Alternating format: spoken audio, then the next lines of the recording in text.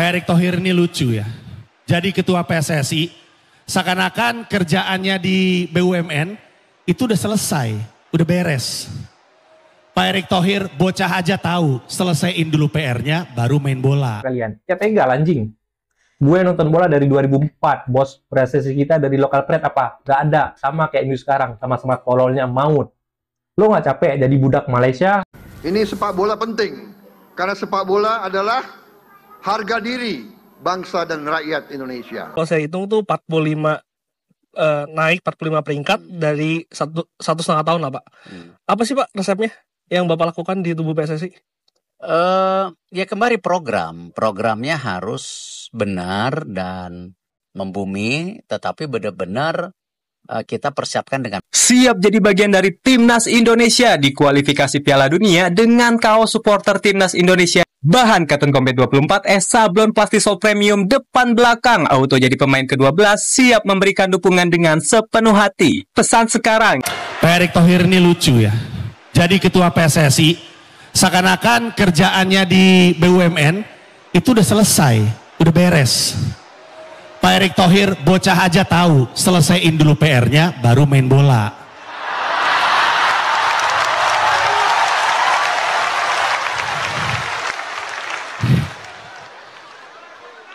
Apa sih emang masalah BUMN lah? Kemarin tuh ada bapak-bapak nangis rumahnya mau disita karena BUMN ngutang sama dia nggak bayar-bayar. Ya kan? Bagaimana dengan kekhawatiran rakyat Indonesia? Ada banyak komisaris-komisaris titipan di BUMN. Oke, sahabat-sahabat Garuda Fan, bagaimana menurut kalian dari pernyataan sosok Panji siapa ini sosok komedian yang meroasting Bapak Erick Thohir? Katanya Bapak Erick Thohir PR-nya diselesain dulu. PR-nya Bapak Erick Thohir di BUMN silakan diselesain dulu karena mungkin ada saja penyelundupan atau ada titipan jabatan, kata siapa ini, kata Panji ya. Dan sahabat Garuda, saya satu kata untuk Bapak Erick Thohir adalah sangat luar biasa. Bahkan kalau ditambah kata lagi adalah luar dan internasional fantastis.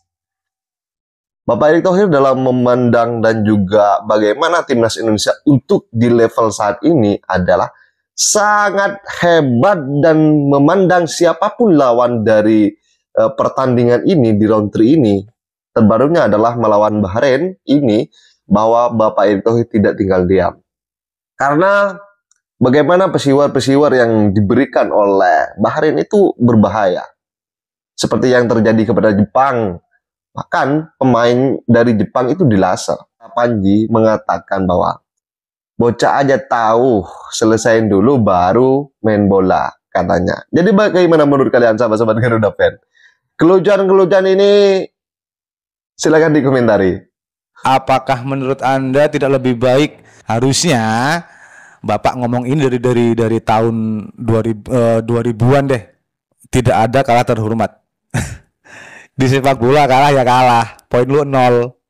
Yang menang poinnya 3. Terakhir satu lagi. Gini nih, dengerin. Peter Gonta, lu nggak diajak. See you. 13 naturalisasi, 14 lokal. Jadi yang tiga-tigaan itu apa? Kalau semua line up-nya naturalisasi, tega nggak kalian? Ya tegal anjing. Gue nonton bola dari 2004, bos. Prestasi kita dari lokal pret apa? Gak ada, sama kayak ini sekarang, sama-sama kololnya maut. Lo nggak capek jadi budak Malaysia, Vietnam, Thailand terus? AFF saja kita masih tertolol-tolol sampai sekarang kalau nggak ada naturalisasi. Udahlah, ini kesempatan kita untuk melaju jauh. Jadi nggak usah lah dipojokin pemain diaspora. Kan mereka punya darah Indonesia juga kan? Kualitasnya juga jauh, bos. Mindset sama mentalitasnya aja udah beda. Contoh kecil, Martin Paes. Itu kalau bukan dia yang jadi kiper, bakal kebobolan 7 pas lawan Aussie sama Saudi Arabia. Saran gue untuk pemuda lokal pret dan selalu menjulurkan pemain naturalisasi. Kalian maunya apa? Cukuplah politik kita yang kalian pecahin. Itu aja yang kalian pecahin. Sepak bola jangan. Ini hiburan kita. Kita punya mimpi Piala Dunia, bos. Mereka mati-matian bela negeri ini. Bisa dilihatlah dari permainannya. Dan itu sangat-sangat pantas diapresiasi. Pokoknya harapan gue jangan ada lagi lah narasi-narasi liar yang menjelekkan naturalisasi. Gimana pendapat kalian? Komen guys. Jadi ini sangat mewakili para supporter dan juga netizen dan juga buzzer dari Timnas Indonesia. Abang-abang ini mengatakan secara tegas bahwa bagaimana persepak bolaan Indonesia pada zaman dulu itu selalu menjadi beban negara. Permainannya kalau sudah ketemu Vietnam, ketemu Malaysia, ketemu Thailand, sudah mingkem.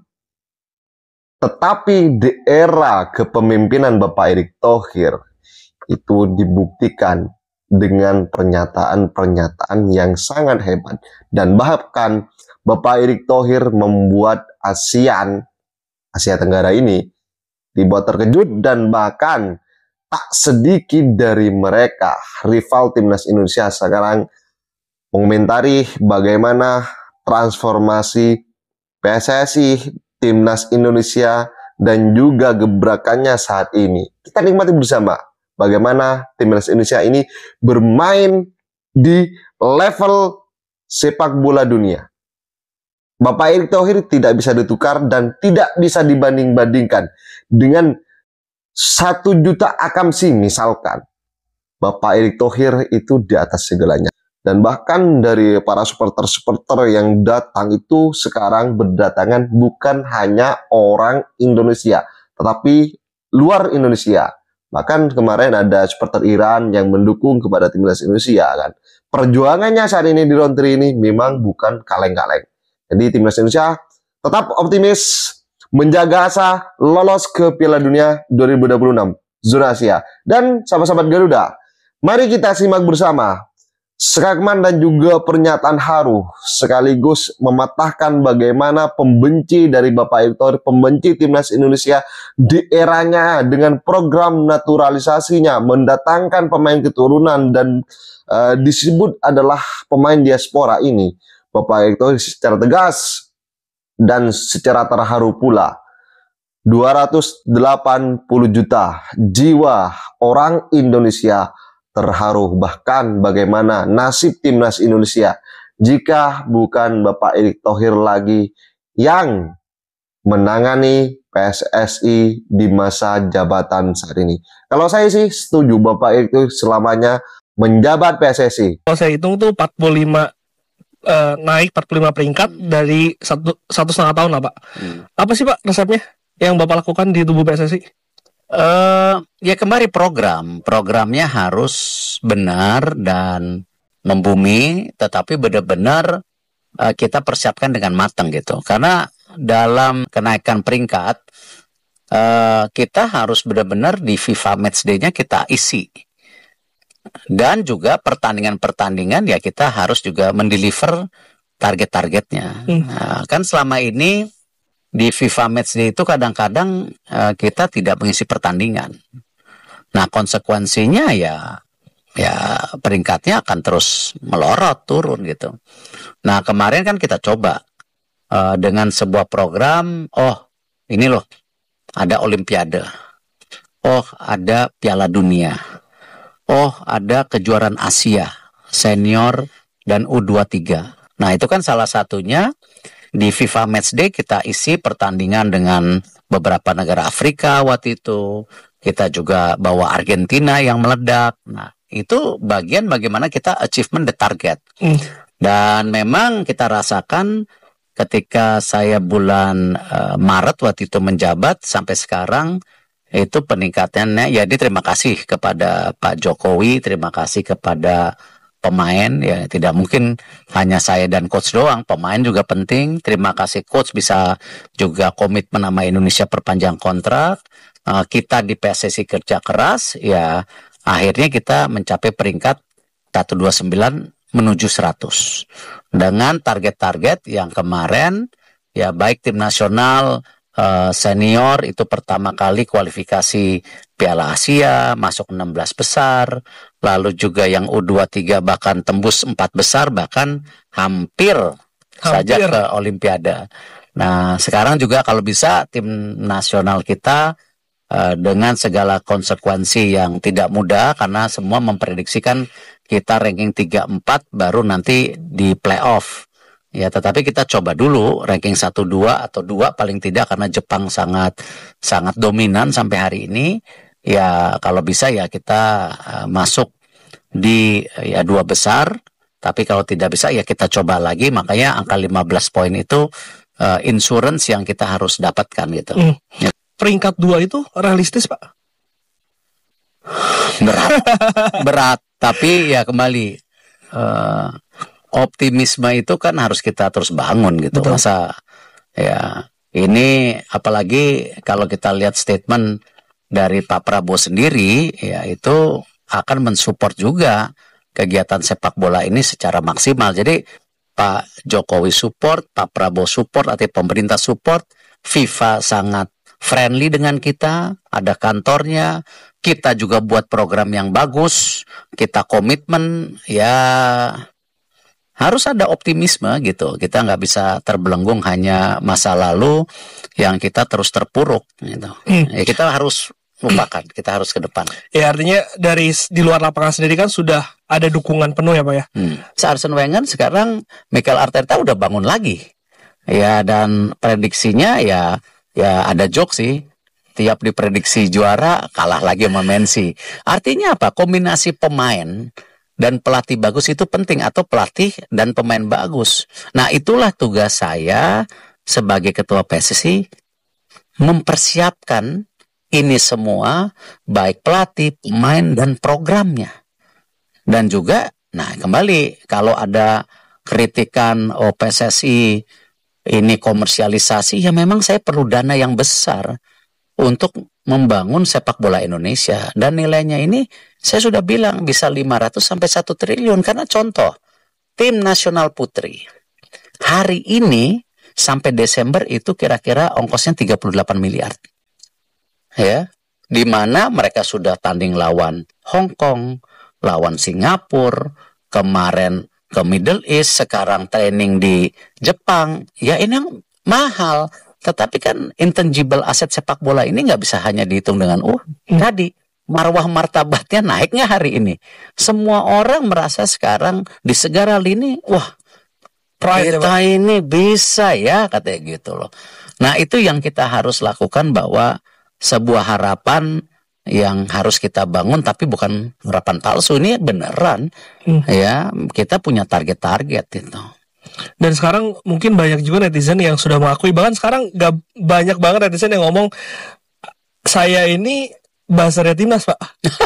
itu lucu banget. Buzzer kan biasa, kalau buzzer kan negatif ya Pak, tapi ini buzzernya timnas. Bahkan kemarin aku nonton podcastnya Bang Valentino pun mengatakan, saya buzzernya timnas karena dibayarnya dengan prestasi yang memang kita banggakan. Kebanggaan kan, ya. Kebanggaan. Dan saya nggak setuju semua buzzer dibilang negatif, karena buzzer-buzzer itu banyak juga melakukan hal buzzering gitu loh, misalnya ya karena mereka cinta kepada sebuah prestasi di olahraga, atau cinta kepada figur, atau cinta apapun, itu hal yang normal gitu. Tinggal yang kita harus jaga, jangan sampai buzzer-buzzer ini, ya saya cuman ingatkan yang suka timnas juga, tidak boleh istilahnya racist. Yes. Kita pernah ngalamin itu, ya nggak boleh kita racist. Ya ini nggak boleh. Dan jangan juga sampai militannya ini destruktif. Ya, jadi kata-katanya kasar banget gitu. Apalagi ya, ke pemain apa ya? Ke pemain, ke ini gitu. Bahkan supporter Indonesia sendiri kan kadang-kadang sama kakak-kakak kita, saudara kita yang dari Papua atau dari NTT kan suka mengeluarkan kata-kata yang tidak pantas. Nah ini yang saya berharap para buzzer supporter ini harus militan, tetapi juga harus menjaga etikanya. Ya, harus jaga etikanya. Kalau ekspektasi perlu dijaga nggak Pak? Karena kalau kita berkaca pada, saya ambil contoh Olimpiade deh Pak. Banyak yang tidak menjaga kita ke 4 besar. Kita nyaris ke Olimpiade.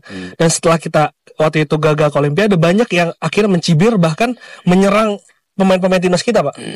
Ya kembali, yang namanya target itu nggak semuanya tercapai.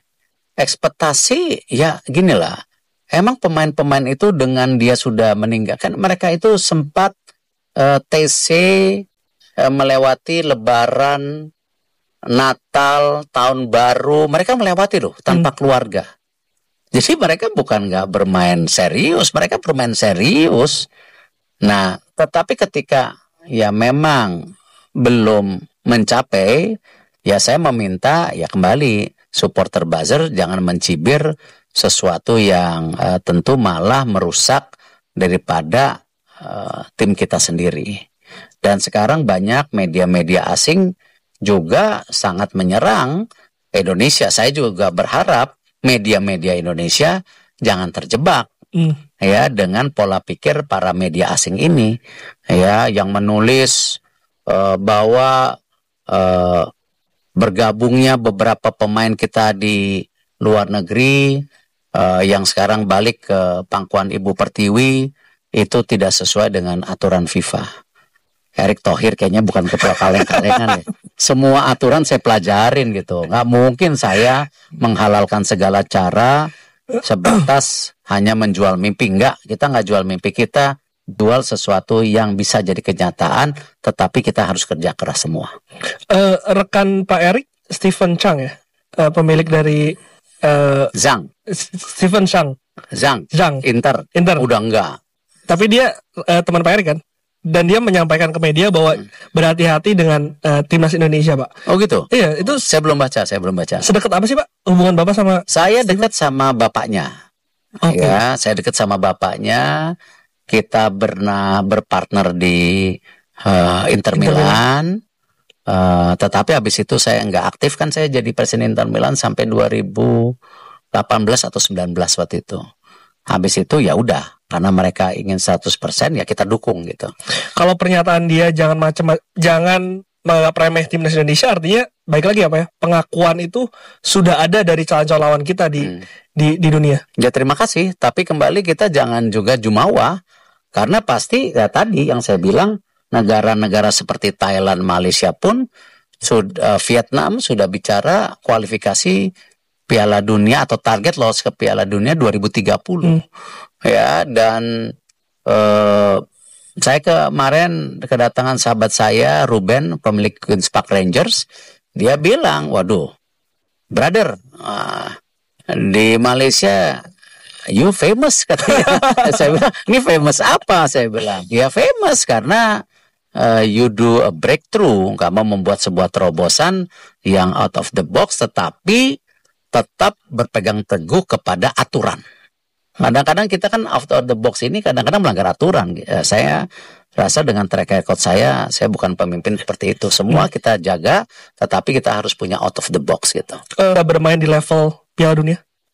Loh, itu semua mimpi semua negara. Apalagi dengan Presiden Gianni membuat terobosan sekarang yang ikut lebih dari 48, ya kan? Ini kan sesuatu harapan yang luar biasa buat sebuah negara gitu loh. Dan ini terobosan yang luar biasa karena Presiden Gianni kembali melihat bahwa sepak bola ini nomor 1 di dunia dan ini merupakan pemerataan. Bayangan bagaimana Presiden Gianni membuat terobosan untuk diberi kesempatan semua negara-negara yang ada di dunia, membernya dia, sekarang membentuk tim nasional dari muda. Contohnya apa? Kejuaraan dunia U17 tiap tahun sekarang. Tiap tahun. Itu kan terobosan yang menurut saya waduh. Dan akhirnya kita sebagai membernya FIFA, ya tim U17 kita benar-benar disiapin juga kan. Karena kita berharap gitu. Nah, hal-hal seperti ini saya rasa semua ya kembali perlu keseriusan, perlu konsisten ya, dan saya berharap kemarin setelah kita memperbaikin timnas, memperbaikin liga, saya kan udah bilang sekarang saatnya juga PSSI baik di pusat dan daerah harus berintrospeksi diri dengan segala perubahan-perubahan yang terjadi, karena tidak mungkin ya PSSI duduk manis saja. Kenapa berapa hari ini pun kita rapat exco, rapat dengan segala yang ada di PSSI untuk kembali terus mengejar ketinggalan. Ya, jangan karena tim nasionalnya aja, tapi aturan, administrasi, statuta, semua PSSI ini tidak ngikutin perubahan yang akan terjadi. Nanti kita akan terikat lagi salah satu kelemahan bangsa ini juga yang kita tahu kan selalu dikeluhkan sama investor, masalah tanah, masalah izin. Sama nanti PSSI juga jangan terjebak di situ. Oh, timnas bagus, liganya bagus. Ya udah, administrasi kita baik-baik saja atau enggak. Kita harus introspeksi diri. Jadi di internal pun juga ada perbaikan-perbaikan. Harus, mindsetnya harus berubah. Mindsetnya harus berubah di PSSI.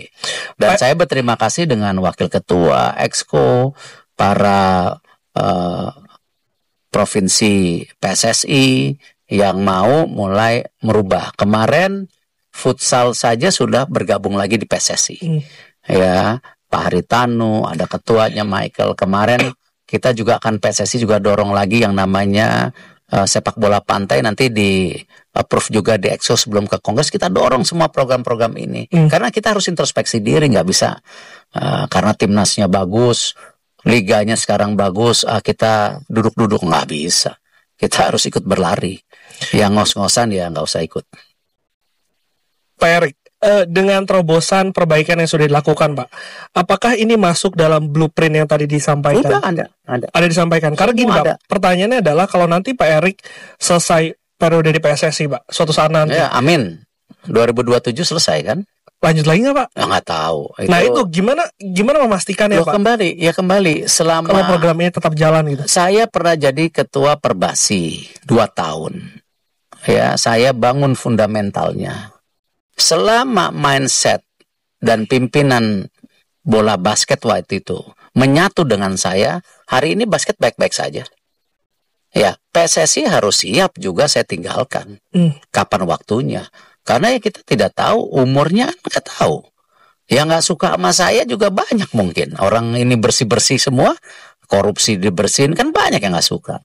Jadi ya saya sebagai ketua benar-benar ya merapikan, mempersiapkan, ya selama saya diberi kesempatan memimpin kita jaga, tetapi pada waktunya paling nggak fondasinya udah ada, tinggal ya terserah para pemimpinnya mau nggak merapukan tadi ya transformasi perbaikan yang terus menerus gitu.